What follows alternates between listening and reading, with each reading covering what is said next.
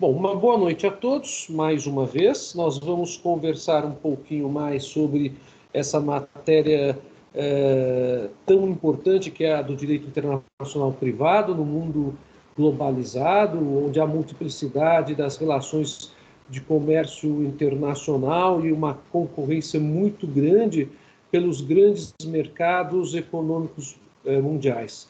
Então, é uma matéria que tem cada vez mais despertado a atenção, não apenas das pessoas da área de direito, como também das pessoas da área de relações internacionais, porque, como nós já conversamos no nosso primeiro encontro, ela trabalha com a identificação da norma jurídica que seria aplicável quando há uma relação jurídica entre pessoas de nacionalidades diferentes.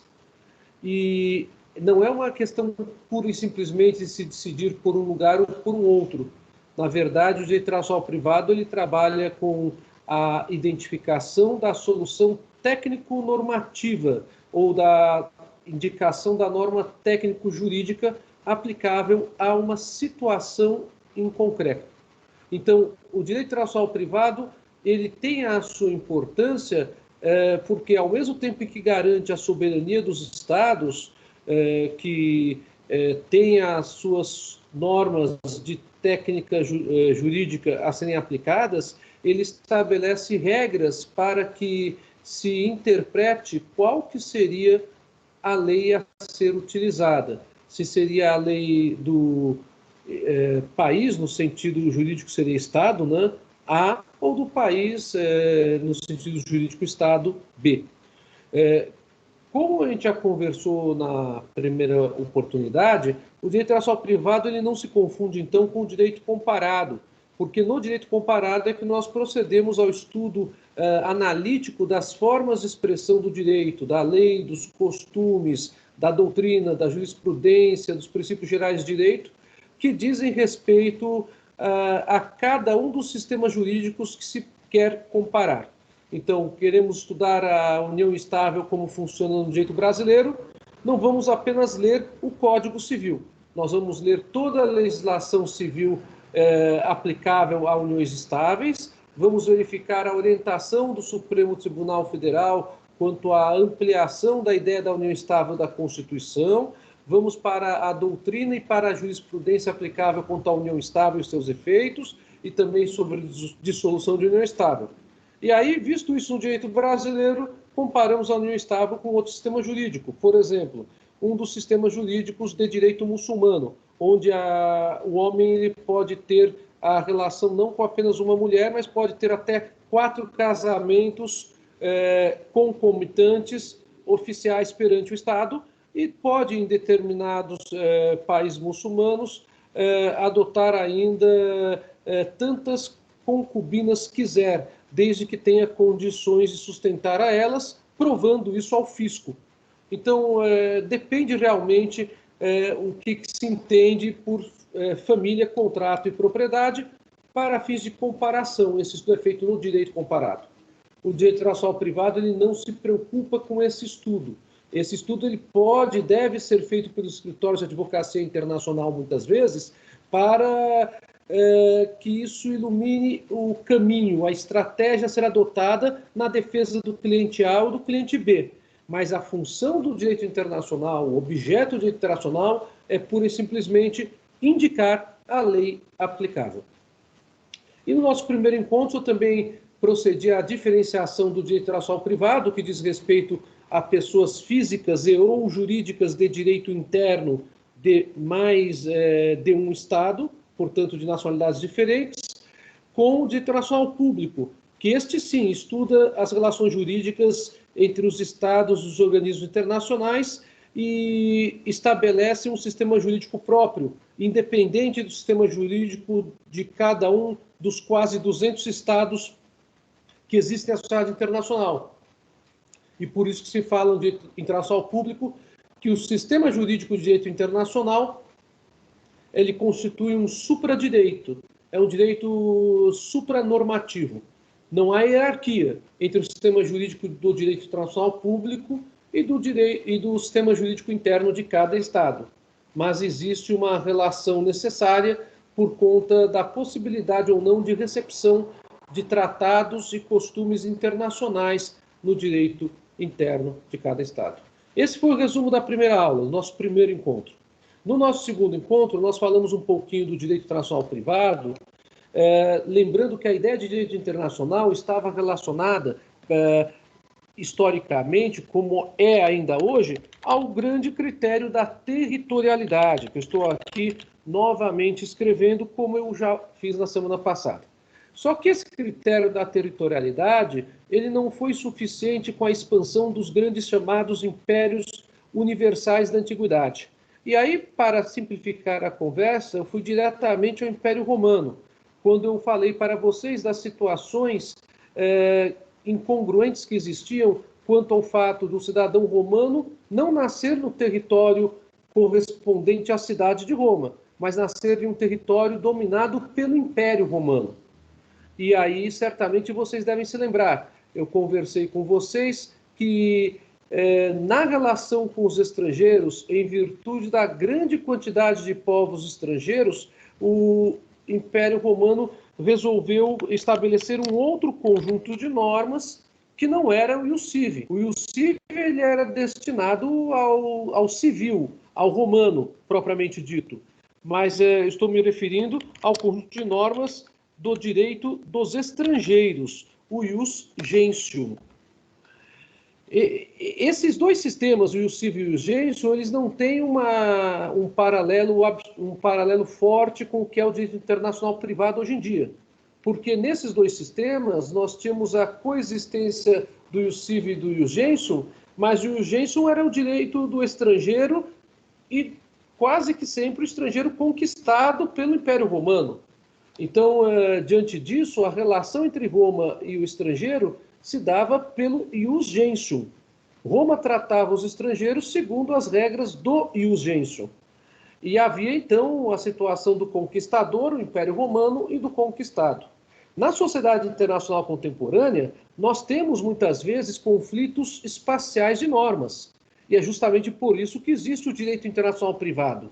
Mas não existe a preponderância do conjunto de normas de um determinado país sobre o conjunto de normas de um outro determinado país. Mesmo quando se fala em grandes potências econômicas, como Estados Unidos, como China, Alemanha, Japão, Rússia, nós não podemos nos equivocar. Não existe uma ideia de que o sistema jurídico deles afasta um outro sistema jurídico. Não é assim que funciona. Há regras que o direito internacional privado traz e que é justamente isso que estamos estudando esse semestre. Então, o ius sivi e o ius gentium é bom para dar a ideia do conflito aparente de normas no espaço, mas não explica o direito internacional privado contemporâneo, que não é baseado na ideia de império conquistador e conquistados. A última observação que falamos na aula passada foi o fato de que muitos cidadãos romanos iam prestar serviços para Roma fora de Roma e tinham filhos nascendo fora do território originário da cidade de Roma, os arredores de Roma. E por conta disto, surge também no direito romano não apenas a definição de nacionalidade a partir do ius soli, o solo no qual a pessoa nasceu, mas também a definição de nacionalidade a partir do ius sanguinis, isto é, a nacionalidade fixada a partir da nacionalidade do ascendente, do ancestral, e não apenas do local onde a pessoa nasceu. Essas foram as observações das duas primeiras aulas. E eu fiz questão aqui de resumir, justamente para que a gente possa pegar a sequência agora. Então, eu pergunto se vocês têm alguma questão, querem fazer alguma colocação a respeito, ou se eu posso continuar. Pode seguir por mim, professor. Então, vamos seguindo.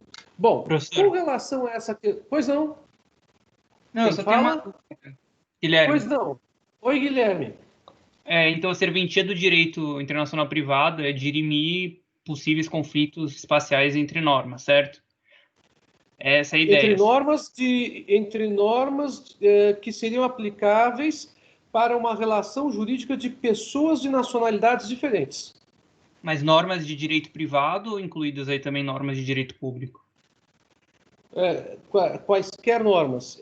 Justamente uma outra coisa que eu conversei na nossa primeira aula, Guilherme, que o direito internacional público ele diz respeito às relações Estado-Estado, Estado-organismos internacionais. E diz respeito ao que os Estados devem fazer para proteger e manter os chamados direitos humanos. Já o direito internacional privado, muito embora a nomenclatura possa indicar que seria um direito que diria respeito apenas a direito civil e empresarial, que são os ramos tipicamente relacionados ao direito privado interno, do direito interno de cada Estado, o direito internacional privado, na realidade, diz respeito à identificação das normas aplicáveis na relação entre pessoas físicas e ou jurídicas de nacionalidades diferentes. Então, aí o que nós temos? Não apenas a fixação da norma de direito substantivo privado aplicável, mas temos também, por exemplo, a fixação da norma processual de jurisdição aplicável.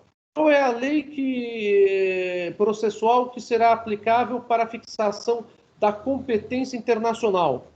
Por exemplo, isso é estudado em direito internacional privado também. Tá? Questões relacionadas à cooperação judiciária para cumprimento de cartas rogatórias também é estudado no direito internacional privado. Homologação de sentença estrangeira ou homologação de decisões de câmaras de arbitragem internacional também é estudado segundo as regras do direito internacional privado. Aplicação de norma de cumprimento de pena de origem criminal segundo as regras do direito internacional privado que se identifica isso.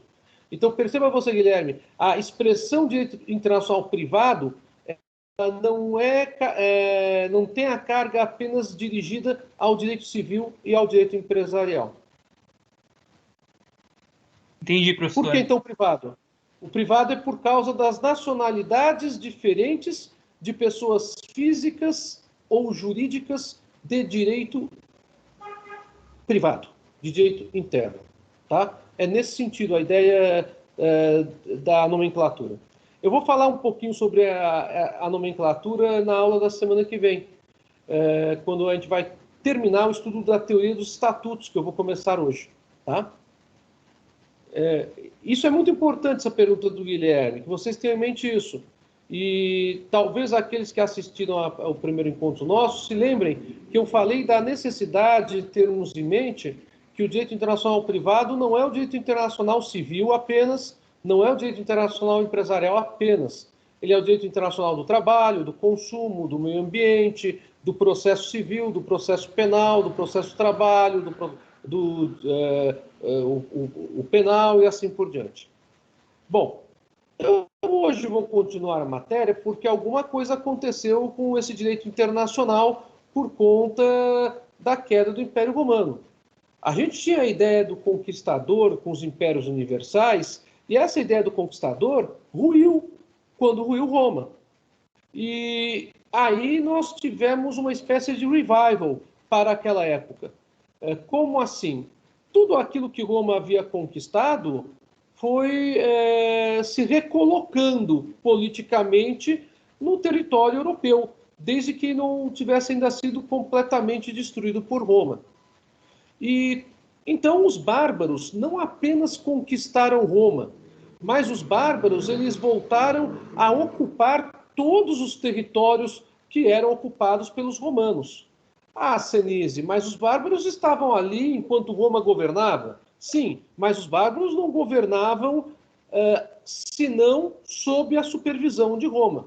Um exemplo claro disso, volto de novo à Bíblia, porque muita gente leu a Bíblia. A Bíblia é o livro mais lido na história da humanidade. Foi o primeiro livro impresso por Gutenberg no século XV. Na Bíblia, isso é muito claro no caso da história dos tempos de Jesus, quando a Judéia, muito embora sob o governo romano, tinha o seu governo próprio. Então havia, sim, uma espécie de tolerância dos romanos com relação aos povos conquistados, mas os romanos controlavam os povos conquistados. Quando os bárbaros invadiram Roma e acabaram com o Império Romano, em 476 de nossa era, a situação mudou muito, porque aí a situação passou a ser outra. Esfacelado o Império Romano, cadê o direito romano? E a partir do instante que eu não tinha mais direito romano, eu tenho de novo o ressurgimento da ideia da lei dos invasores. Roma havia aplicado isso em todas as suas conquistas, assim como os outros impérios universais. Então, o que prevalecia era a lei do invasor. Então, a lei do invasor qual que é? Eu estou ocupando um determinado território e agora governando esse território. Então, agora a lei que vai ser aplicável é a minha, não é a lei que era aplicável antes. Essa ideia da lei do invasor, ela tem uma forte conotação numa ideia de personalismo da lei. É o chamado princípio da personalidade da lei. Então, se eu estou invadindo, estou conquistando, a lei me acompanha. Essa que é a ideia do personalismo. Só que o direito dos povos bárbaros não era um direito tão elitizado quanto era o direito romano. Lembrem-se, na antiguidade, pouquíssimas pessoas liam. A grande maioria da população era analfabeta. E as poucas pessoas que liam, normalmente eram as pessoas mais relacionadas aos altos cargos do governo. Até mesmo os militares, embora os exércitos fossem tão importantes na antiguidade, muitas pessoas de alta patente não liam. Então, o problema do analfabetismo era um problema crasso também na antiguidade. E esse problema do analfabetismo fazia com que as normas escritas do direito romano apenas tivessem respaldo realmente para as lideranças romanas. E elas determinavam e falavam, a lei romana diz isso. E quem não sabia ler tinha que aceitar e confiar que a lei romana dizia isso e ponto final. Pois bem, os povos bárbaros passavam por esse mesmo dilema. A maioria dos povos bárbaros não liam. Então, o direito que existia dos povos bárbaros era um direito fundamentalmente baseado na tradição oral.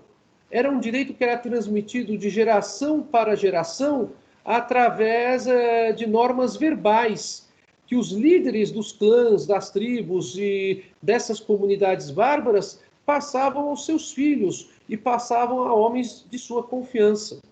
Nada mais do que isso. Isso fez com que o direito romano no Ocidente fosse esfacelado e apenas não desapareceu por conta das circunstâncias que eu vou falar agora para vocês. O grande problema é o seguinte: como eu não tenho mais o Império Universal para conversar, eu passo a ter uma quantidade enorme de comunidades de várias origens diferentes. Cada comunidade com o seu direito próprio. E aí fica a ideia, quando uma pessoa de uma comunidade se encontra com uma pessoa de outra comunidade e tem uma desavença. Qual é a lei que vai ser aplicada? A da pessoa que é da comunidade bárbara dos suevos, por exemplo, ou a pessoa que integra a comunidade bárbara dos germânios, por exemplo? Essa situação de qual lei deve ser aplicada, então já existia e de uma forma bastante capenga do ponto de vista científico. Mas o direito romano, ele não desapareceu por completo. A queda de Roma ocidental não importou na queda de Roma oriental. O imperador Constantino, que já havia feito gestos políticos de aproximação da Roma pagã com a Roma cristã por diversas vezes, inclusive um dos gestos mais famosos do imperador Constantino é o decreto dominical, onde ele instituiu o domingo como dia de guarda, para que houvesse um descanso nos campos e na lavoura, e para que pagãos e cristãos adorassem aos seus deuses, um respeitando ao outro. Foi um belíssimo golpe político do imperador Constantino. Foi responsável pela edificação de uma cidade que ganhou muita força. E quando Constantino já não era mais imperador, essa cidade começou a continuar se fortalecendo ainda mais. E essa cidade passou a ter o nome, em homenagem a Constantino, de Constantinopla.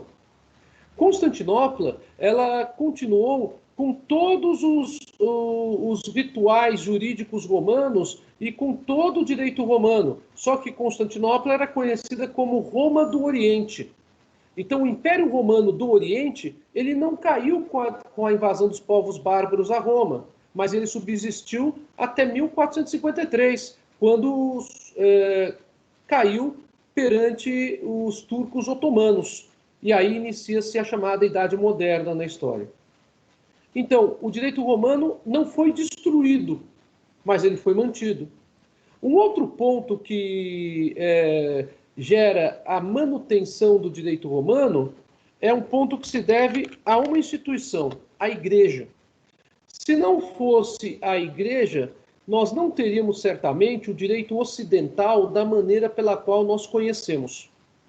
A Igreja católica, ela não caiu quando a Roma ocidental caiu. Por quê? O cristianismo, que já havia dado as mãos para Constantino, quase mais de um século antes da queda de Roma, ele continuou existindo, porque a Igreja, ela independia de território. E, curiosamente, a Igreja é uma coisa bem paradoxal na história do direito internacional privado. A Igreja, ela é uma instituição secular, isto é, tem séculos e séculos de existência, e percebam vocês, é uma instituição sem território. Aí alguém pode falar, mas espera aí, Senise, você está errado, tem o Estado do Vaticano. O Estado do Vaticano foi um presente da Itália à Igreja Católica, e esse presente data de 1922. Vejam só. Então, eu estou falando realmente de uma instituição que não tinha território, mas é uma instituição que começou a determinar normas aplicáveis a todas as comunidades bárbaras e a todos os governos europeus que vieram após a queda de Roma, baseada no argumento teocêntrico, que os reis, eles são colocados por Deus, e Deus os tira na hora que quiser. Baseado neste argumento, a Igreja conseguiu o apoio de inúmeros governantes e de muitas pessoas da nobreza, de várias comunidades, que não apenas passaram a adorar o Deus monogâmico, o Deus monoteísta, o Deus que era, portanto, contrário a rituais pagãos, mas também passaram a subsidiar a Igreja para divulgar a mensagem do cristianismo. Aí chegamos a uma situação bastante curiosa. Dentre esses subsídios de valores altíssimos, nós temos a doação, temos a transmissão por morte e temos também o comodato de várias áreas em que foram construídas igrejas para que a Igreja Católica realizasse as suas missas e congregasse os fiéis. Neste ponto, chegamos a ter a seguinte colocação. Em determinado momento, a Igreja convence os governantes que o que acontece dentro da Igreja é solo sagrado. E a Igreja constrói um sistema jurídico para reger todas as relações dos integrantes da Igreja, tanto as autoridades eclesiásticas, quanto a relação das autoridades eclesiásticas com os seus fiéis, como a relação da Igreja com os pagãos. E surge assim a base do direito canônico. Essa base do direito canônico leva a Igreja a argumentar com os governantes que, muito embora a Igreja não tenha um território que é equivalente a um território de uma comunidade ou de um governo ou a um feudo, porque já estamos no alto feudalismo nesta época, o que acontece dentro da Igreja deve ser regulado pelas leis da Igreja, que são as leis de Deus, e não pelas leis dos homens, que são as leis dos governantes colocados por Deus.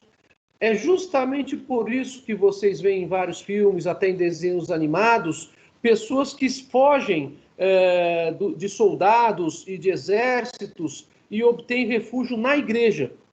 E é por isso que certamente vocês já ouviram falar de padres e sacerdotes, freiras, impedindo a entrada de guardas ou de soldados para buscar gente que está ali refugiada. Percebam uma situação curiosa. A igreja ela não tem território.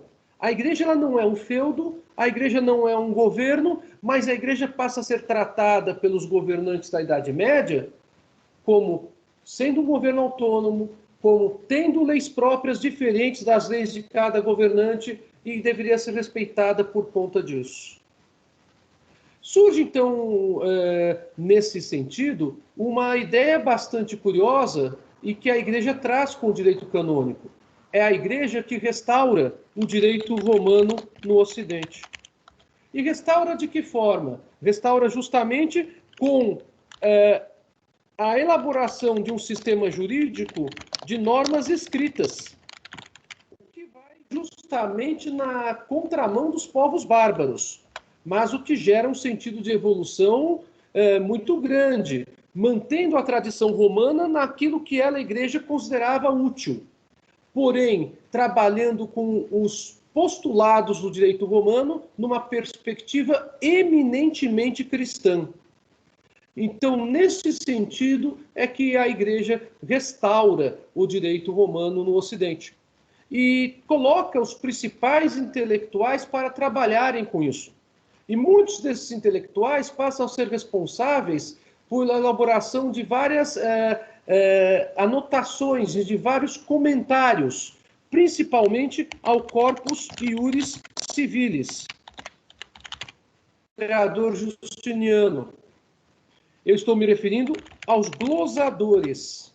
Glosadores são aqueles que fazem anotações ou comentários sobre uma norma escrita descoberta em um fragmento que se atribui, fragmento legal do Império Romano.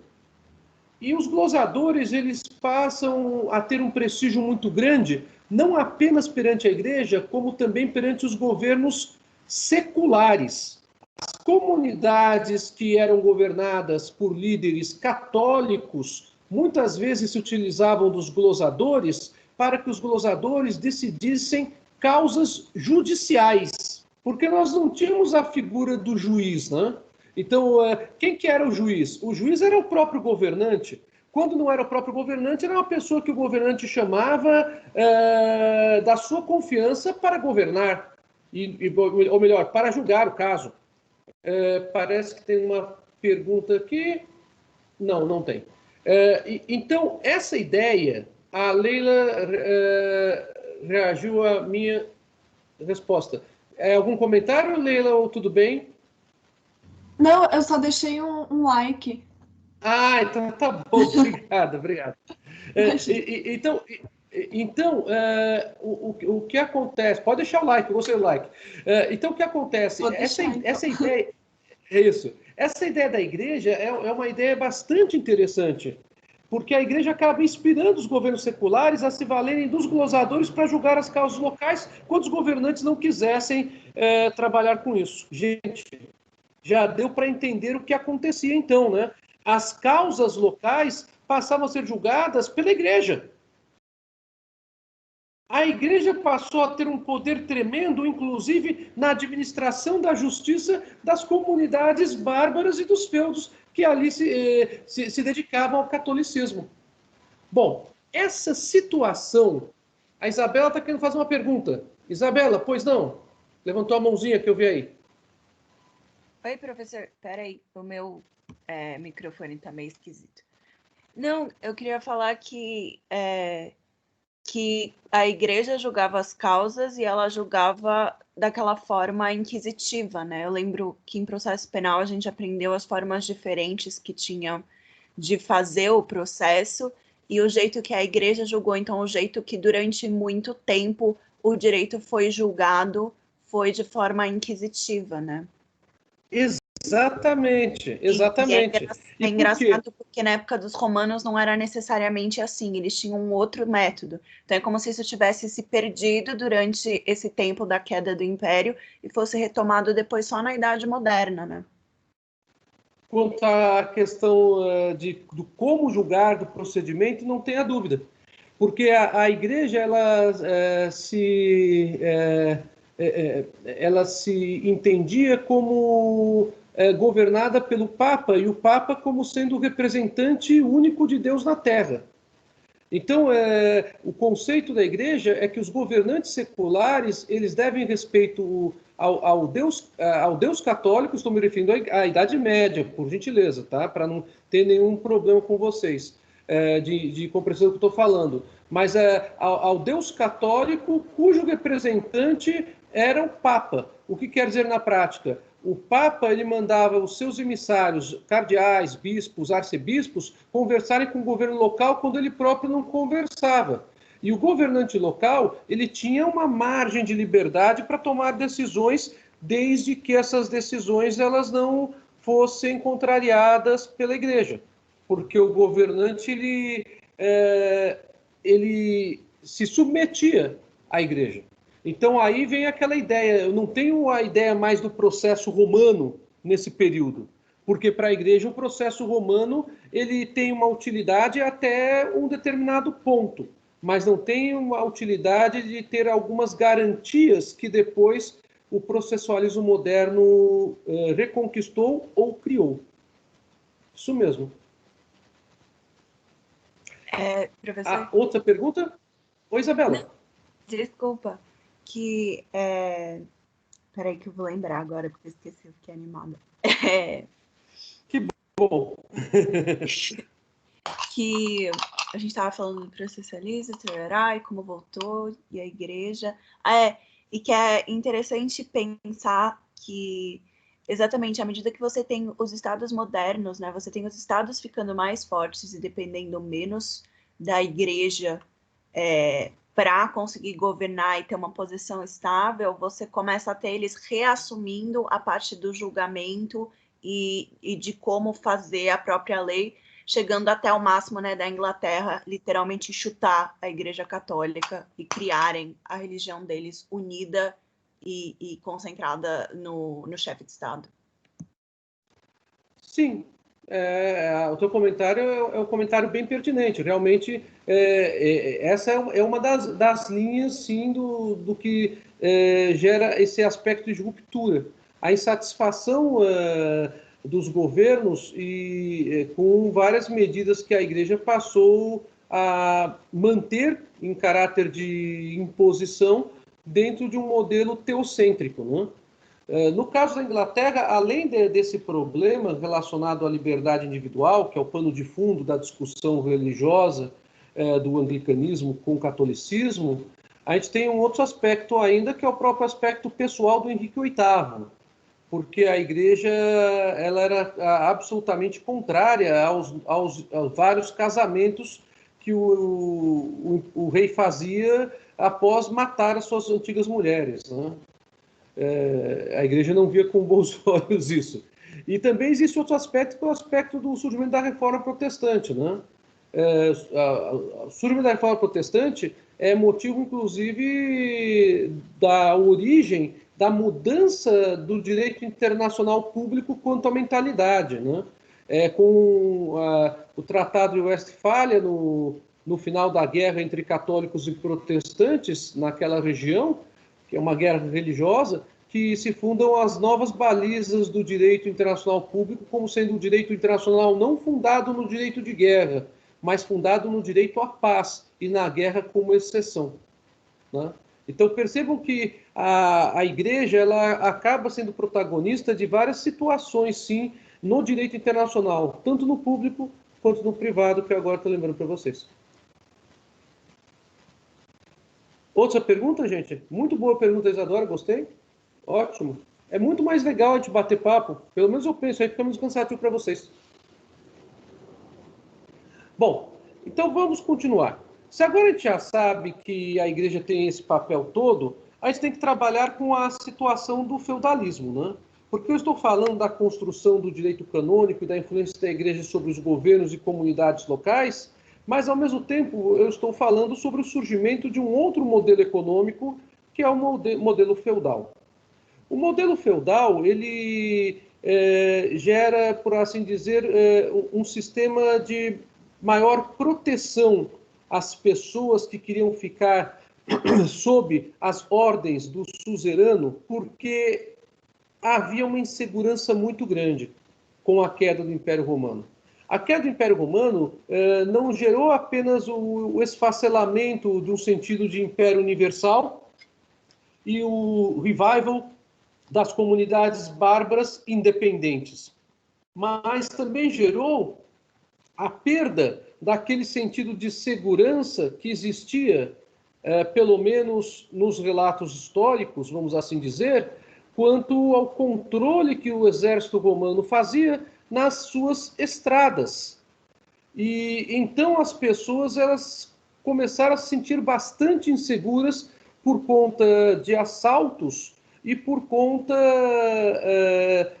de saqueadores, que eram muito comuns tanto nas estradas, como também eram muito comuns quando eles invadiam alguma comunidade que agora estava livre do jugo romano, mas estava sem condições estruturais de garantir a segurança dos seus próprios membros.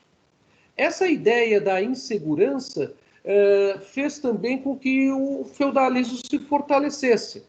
Não apenas uma ideia de uma opção econômica, mas também uma ideia de se dar algum nível mínimo de segurança à grande camada das pessoas que integram a maior parte da população de todos os povos. E no feudalismo resgata-se a ideia dos impérios, só que microimpérios, como se fosse um micropoder. E aí passa-se a falar de novo, não mais na personalidade da lei do invasor que chega a um local e é a lei que ele determina, mas volta-se a falar de novo no princípio da territorialidade da lei. No princípio da territorialidade da lei, o que o senhor feudal determinar é a lei feudal. Ah, mas se o senhor feudal ele for ligado aos alemanes, ele vai seguir, obviamente, o direito consuetudinário dos alemanes. E se o senhor feudal for ligado aos suevos, vai seguir o direito consuetudinário dos suevos. Porém, ele é senhor do seu feudo. E sendo senhor do seu feudo, como dizia uma frase relativa ao feudalismo, ele era senhor do seu mundo. E como senhor do seu mundo, ele ou acenava positivamente para a igreja, e aí tinha o apoio da igreja no seu governo como senhor feudal, ou ele não acenava positivamente para a igreja. E aí muitos golpes políticos ocorreram no feudalismo, onde os senhores feudais acabavam sendo desprestigiados por política externa, muitas vezes estimulada pela própria igreja.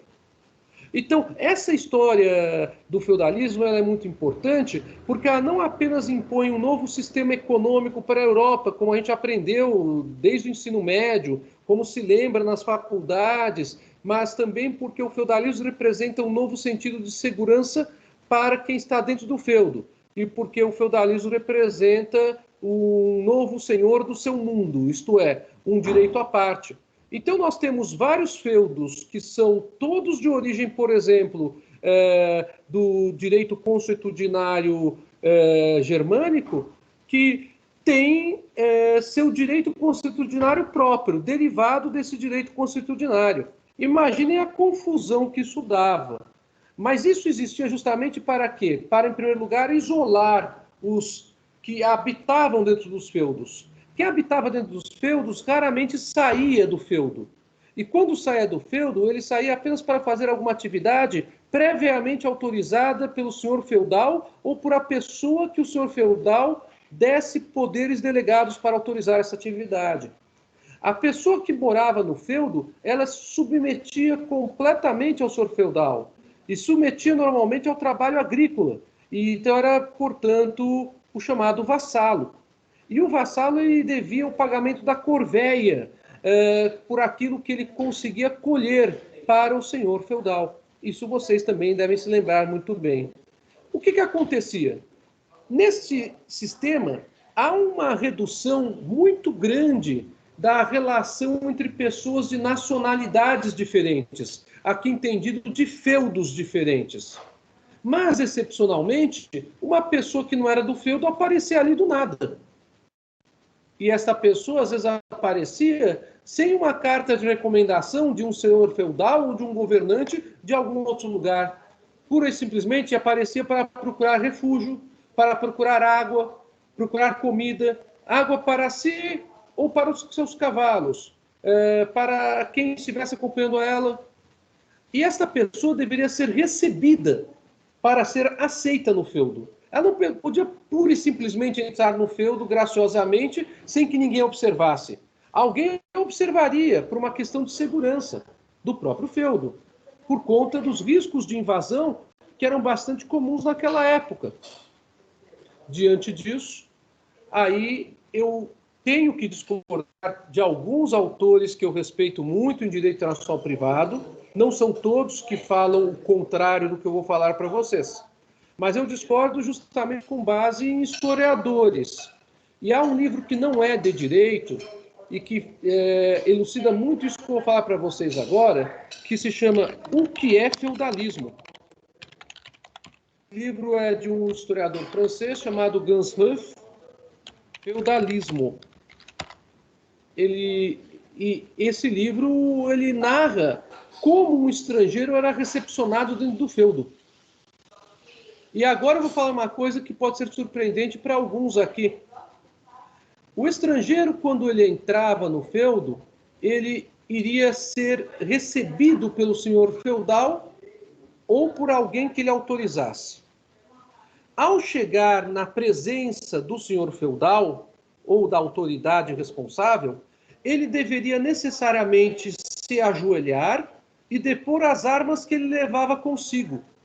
Como eu falei, o grande problema da insegurança de deslocamento na Europa após a queda do Império Romano levou as pessoas a se armarem cada vez mais. E as pessoas elas procuravam se defender seus bens, defender suas famílias.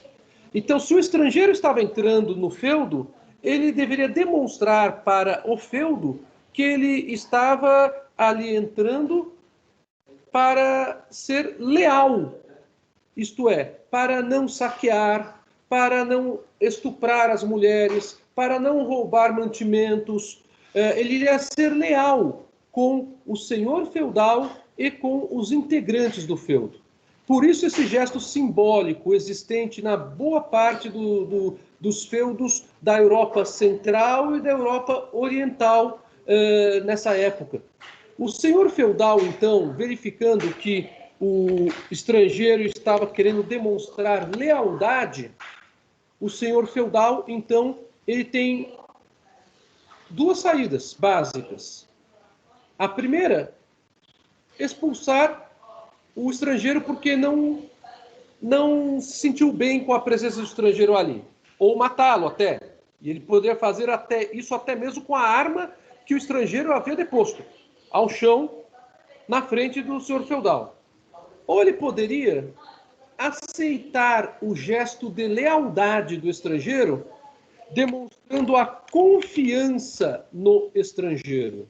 E de que forma demonstraria a confiança? Restituindo a arma deposta aos seus pés para aquele estrangeiro, fazendo com que o estrangeiro se erguesse.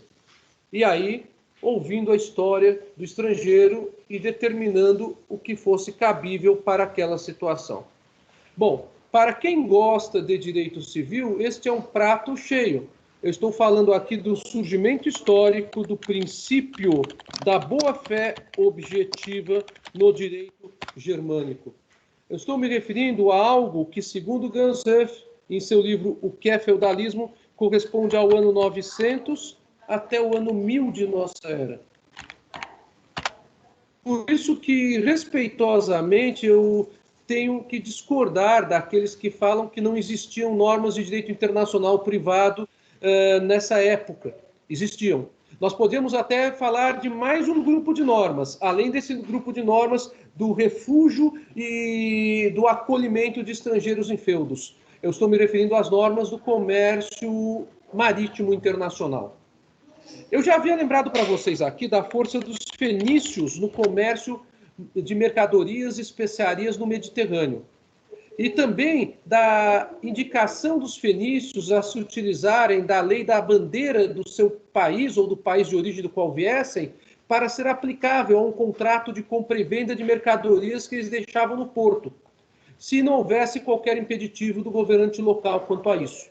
Então, as normas de direito internacional privado continuavam existindo, só que não do jeito que a gente entende hoje, no comércio marítimo internacional desenvolvido pelos fenícios no Mediterrâneo. Então, essas duas situações, a situação do estrangeiro dentro dos feudos e a situação dos fenícios, além da importância da igreja quanto ao refúgio de pessoas e asilo, e quanto à intromissão do seu direito canônico no direito de outros povos, sem sombra de dúvidas, revela um problema de conflito espacial de normas naquela época, que era resolvido de uma forma diferente daquela que nós resolvemos hoje. Bem, a Idade Média ela não se notabilizou apenas com pequenos feudos. Ela também se notabilizou com uma ideia muito forte no século XI, que é a ideia da expansão dos burgos. Isto é, as grandes cidades europeias, que se transformaram em intercâmbio comercial terrestre e marítimo extremamente forte. Ou seja, o direito marítimo desenvolvido pelos fenícios, que continuava existindo, agora tinha uma outra informação muito candente. Qual era a informação? Veneza, a República de Veneza, Bolonha, Florença. Várias cidades começaram a se notabilizar como cidades pelo comércio terrestre e marítimo, onde vinham pessoas da Europa inteira. Essas pessoas que vinham da Europa inteira, elas se sujeitavam, num primeiro momento, ao critério comum que havia ressurgido com o feudalismo, o critério da territorialidade. Então, um contrato de compra e venda de mercadoria era feito em Veneza, era a lei veneziana que era aplicável. Não adiantava vir um grego, por exemplo, falando, eu sou de Atenas, eu quero que aplique a lei ateniense, porque o mercador não iria aceitar aquilo. O princípio da territorialidade, no entanto, dificultava uma série de negócios. Vários negócios começavam a ser impedidos porque alguns estrangeiros não concordavam com algum tipo de norma das leis dos burgos e procuravam invocar o seu direito para ser aplicado. Então, eles iam contra a ideia de territorialidade. Nós não tínhamos impérios universais aqui, nós não tínhamos países grandes como hoje são a Rússia, a China, os Estados Unidos, o Canadá, mas nós tínhamos leis municipais com os grandes burgos. E os grandes burgos, eles inauguraram o período da teoria dos estatutos municipais. Ou seja, o que cada estatuto municipal determinasse era a lei aplicável se a situação, se a relação jurídica ocorresse naquele lugar. Os estrangeiros não gostavam disso. E isso acabou desincentivando uma série de comércios. Isso acabou fazendo com que as pessoas revisassem até que ponto seria interessante se trabalhar nesse sentido. Diante disso, cria-se uma nova ideia no direito daquela época.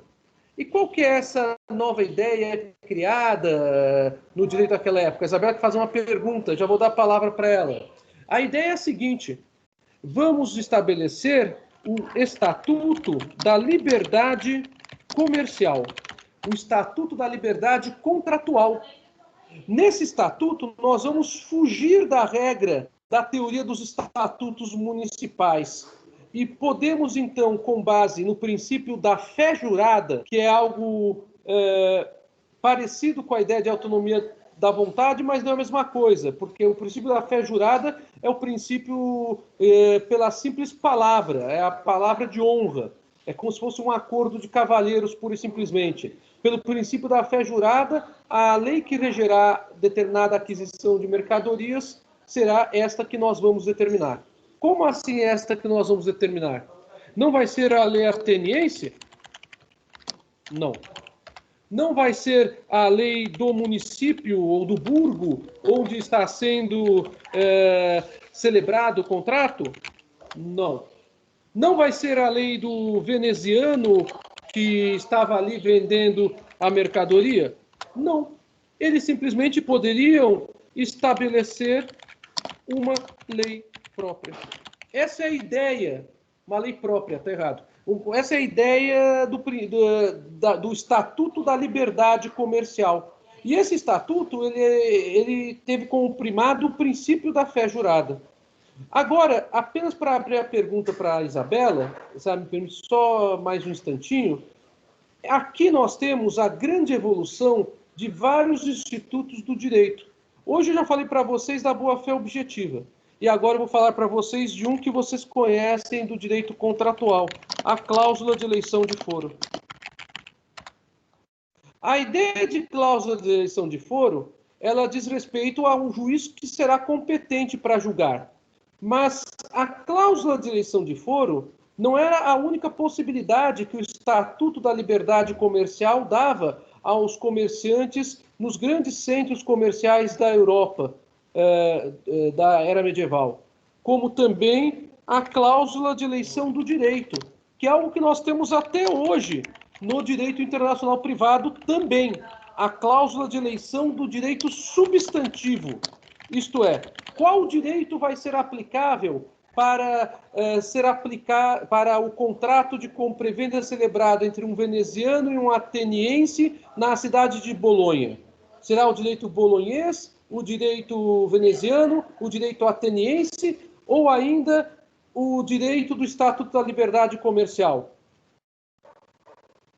Essa cláusula era possível de ser aplicada em virtude da ideia do Estatuto de Liberdade Comercial. Isabela, pode falar. Desculpe-me. Eu só queria terminar o raciocínio. Não, que isso, professor. Ótimo. Eu escrevi isso. Porque a concepção que eu tenho de direito internacional privado é que bate muito nessa coisa do fórum mesmo. Lei de introdução ao direito brasileiro, qual que a gente vai escolher para aplicar, todas essas questões. Mas eu anotei aqui, peraí. O direito marítimo, então, eu sei que a gente tem siglas específicas no direito comercial que é realizado na via marítima. O direito internacional privado também cuida disso, né?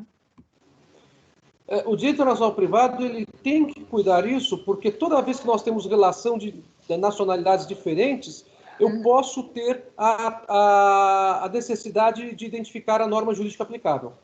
Agora, eu posso ter o direito marítimo interno. Aí não vou ter esse tipo de situação. Que aí é uma coisa mais direito público, não é direito privado. Aí a gente retorna para uma outra ideologia, né? Porque aí o direito marítimo tem um misto de normas privadas, um misto de normas públicas para intervenção do Estado, né? Eu tinha essa pergunta, e aí eu tenho uma pergunta, na verdade, sobre uma coisa um pouco mais prática, mas que eu acho que, assim, eu pensando na minha cabeça, bom, não sei, é sobre a questão do Haiti e da República Dominicana, acho que é a República Dominicana, que fica exatamente do outro lado do Haiti, exato, isso, na mesma ilha. Toda uma questão dos haitianos viajando para poder chegar ao outro lado da ilha, porque tem uma cordilheira ali de montanhas que impossibilita a viagem. Então, eles viajam, acho que são 8 horas, é um negócio muito maluco, para chegar ao outro lado da República Dominicana e poderem comercializar produtos lá. Só que tem leis que discriminam os haitianos de uma forma terrível na República Dominicana. E eles sofrem muito com isso, porque eles são obrigados a acatar isso, acatar essas leis, são discriminados e não tem meio que nenhum lugar para onde correr, né? Eles têm que aceitar porque é o que os dominicanos falaram que é para ser. E aí, numa história de direito internacional, Eu queria saber se tinha alguma forma de resolver isso, né? Já que você tem uma outra parte que não quer discutir a aplicação de lei. Não, apenas haveria se a República Dominicana tivesse um tratado internacional, ou pelo menos um acordo bilateral com o Haiti, trabalhando com a possibilidade de reciprocidade de normas de solução técnica de comércio internacional. Veja, essas normas técnicas que você se referiu aqui no Brasil, da Lei de Introdução às Normas do Direito Brasileiro, elas são adotadas pelo Brasil, mas o Brasil ele só pode invocar essas normas com os países, com os estados, perdoe-me, com os quais ele tem acordo internacional para isso. E a reciprocidade vale. A grande maioria dos estados tem essa reciprocidade no comércio internacional, até mesmo porque hoje em dia, se não houver essa reciprocidade, isso gerará uma tendência ao isolacionismo, né? Do ponto de vista até mesmo de soluções jurídicas. Agora, no caso específico que você está narrando, embora eu não conheça com tanta profundidade, eu já tinha ouvido falar isso que você falou. Nem sabia que tinha uma cordilheira para passar e que você estava se referindo aqui. Mas pelo que eu ouvi dizer, o grande problema está no fato de que a República Dominicana, justamente para salvaguardar os interesses dos comerciantes locais da República Dominicana mesmo, que não pretende afrouxar algum entendimento quanto à aplicação excepcional de alguma norma haitiana que favorecesse os haitianos. Tá? Mas eu não tenho detalhes, realmente, não tenho. Não, entendi. Precisaria desse tratado, que, obviamente, o pessoal da República Dominicana não quer assinar. Eu sei disso, quer dizer, eu estou trazendo esse caso porque eu vi um vídeo falando sobre isso e falando sobre a situação deplorável dos haitianos, as relações que eles têm com a outra metade da ilha. É muito maluco o fato de ser uma ilha e terem se desenvolvido de formas tão diferentes e terem relações de comércio assim tão desiguais. Mas entendi. Sim. Obrigada, professor. Sim. De nada. Eu só pergunto para vocês se vocês me dão mais 5 minutos para poder deixar vocês no mesmo nível da outra turma.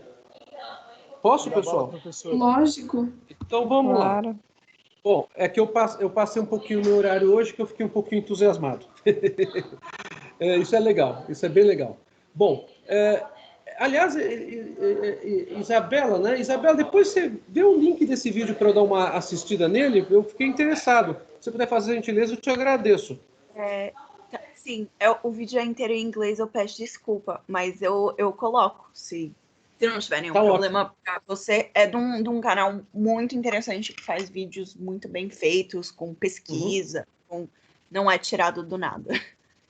Eu vou colocar aqui no chat, então, da reunião, e aí você entra e olha depois. Obrigada. Isso, obrigado. Eu que te agradeço.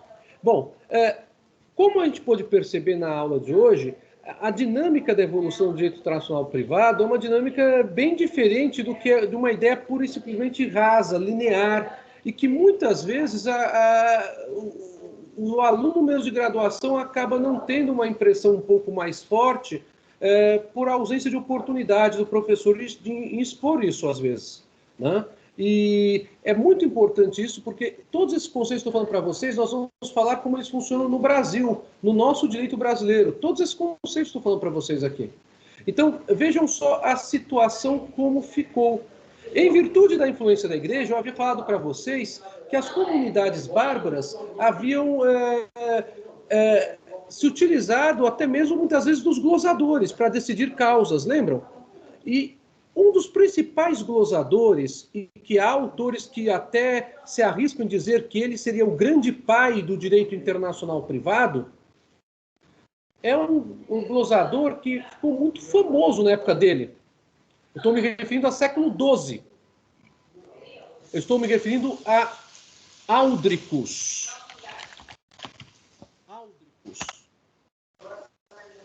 Muito obrigado, Isabela. Eu vou dar uma olhadinha nesse vídeo e eu recomendo para todos vocês que vejam, viu? Boa sugestão da Isabela. Muito legal. Então, Áudricus. Áudricus, ele era um glosador e ele teve como o seu principal trabalho fazer um livro que chamou Magna Glosa, isto é, a maior de todas as glosas, que é o primeiro grande livro que se tem de um glosador exclusivo sobre o Corpus Juris Civilis. Então, a importância de Aldricus é tremenda, porque Aldricus, ele estabelece a primeira lei, vamos assim dizer, de competência internacional em uma decisão, digamos, judicial, que ele foi o juiz. Então, e essa lei acabou sendo muito utilizada. Aldricus ficou muito famoso por causa disso. E a lei é a seguinte: o juiz ele deve seguir o costume que lhe parecer mais favorável. Lembra que eu falei para vocês que nós não tínhamos direito de norma escrita, porque os direitos eram consuetudinários, porque era tudo tradição oral, porque a grande maioria das pessoas não lia e não escrevia? Então, o Aldricus fala, juiz, você tem que analisar qual é o costume mais preferível. Qual é o costume do nacional A ou do nacional B. Isso você deve fazer segundo um critério de utilidade, dizia Aldricus. Então, Aldricus resolvia o conflito de jurisdição dessa forma. Qual que é o juiz que deve julgar e qual que é o direito que ele deve julgar? Então, o juiz deve verificar o que é o mais preferível entre os costumes de duas pessoas de nacionalidades diferentes que estão envolvidas no caso. E o critério para se distinguir o que é o mais preferível é o da utilidade. Aí você pode virar para mim e falar, Senise, isso é extremamente subjetivo. É extremamente subjetivo. Não há dúvida que deixar isso dessa forma, sem dizer o que é utilidade, sem dizer o que é mais preferível, é algo que dá um poder imensurável ao juiz para decidir da forma que ele achar o mais conveniente naquele caso. Mas desta ideia que o Aldricus traz, também se mantém duas outras ideias que são muito importantes e que servem como regra geral do sistema naquela época, e que são ideias que servem como regra geral do sistema até os nossos dias, inclusive no direito brasileiro. Eu falei para vocês que a territorialidade havia retornado, que os feudos haviam fortalecido essa ideia, e que os burgos, com seus estatutos, abre aspas, municipais, fecha aspas, haviam fortalecido essa ideia. Então, os glosadores acabaram transformando esta ideia em duas leis. A primeira, a lex loci illiciti. Isto é, qual lei será aplicável? Perdoe-me, o lex loci está junto, é separado. Lex, espaço, loci. Qual que é a lei que será aplicável se uma pessoa comete ato ilícito? Seja esse ato ilícito um crime ou não. Será a lei do local da consumação do crime. Será o da lei do local da consumação do ato ilícito. Olha só, aonde que... então, pouco importa qual é a nacionalidade de quem cometeu o ato ilícito. Nós temos aqui, com base no princípio da territorialidade, com base na teoria dos estatutos municipais e dos feudos, a ideia de que a lei do local do ilícito é a lei que deve ser aplicável, pouco importando se o infrator é estrangeiro ou não. Então, o infrator não vai poder alegar direito estrangeiro. Ele não vai poder alegar, não, mas é o direito de onde eu vim, não é assim que se trata. Então, esta é a regra. Mas esta regra, temos exceções. Tínhamos naquela época, temos hoje em dia. E a outra é a lex loci contractus. Olhem só a importância desse período para o direito internacional privado. Ou seja, a lei do local do contrato, aonde o contrato foi celebrado, é que, em princípio, terá a lei a ser aplicada. Ah, Senise, mas e o Estatuto da Liberdade que você falou, da liberdade comercial? É uma das exceções. Mas aí, o que acontece? Os julgadores começaram a aplicar a lex loci contractus de uma forma preponderante em favor da teoria do Estatuto do lugar, porque é isso que ela fala. O local onde foi celebrado o contrato é que determina a lei a ser aplicada. Então, se o comércio foi feito na cidade de Veneza, é a lei veneziana, pouco importando se quem comercializou foi um fenício e foi com um espartano. Pouco importa, será a lei veneziana. Então, a lex loci contractus e a lex loci illiciti são dois elementos de conexão do direito internacional privado da era medieval que procuram prestigiar a teoria dos estatutos municipais. Hoje em dia, isso é utilizado? É. Só que nós temos mais exceções a essas duas regras que eu vou falar com vocês. Algumas vocês já aprenderam em direito penal, quando vocês viram na parte geral do Código Penal questões relativas à ultraterritorialidade ou extraterritorialidade da lei penal. Pessoal, eu espero que tenha sido útil. Gostaram? Se tiverem alguma pergunta, podem colocar no chat, podem falar no áudio ou podem mandar o WhatsApp depois. Obrigada, professor. Obrigada, professor. Foi ótimo. Então, pessoal, semana que vem eu acabo essa parte mais histórica, tá? Eu vou terminar a teoria dos estatutos. E aí eu vou falar para vocês como é que o escritório de advocacia tem que raciocinar quanto à estratégia para identificar essas questões de direito internacional. Então, gente... o Guilherme está perguntando no meu WhatsApp, então vamos lá. 996952233, tá? A Leila já tem, mas vocês fiquem às ordens, tá? Eu sei que em época de pandemia é sempre mais difícil, né? Obrigado, Isadora, aí pelo elogio. Obrigado, Luísa. Guilherme, o meu WhatsApp está aí. E, gente, gratidão. Uma boa noite para vocês. Tchau. Boa noite, professor. Obrigada. Boa noite, professor. Obrigada. Boa noite, professor. Tchau, tchau.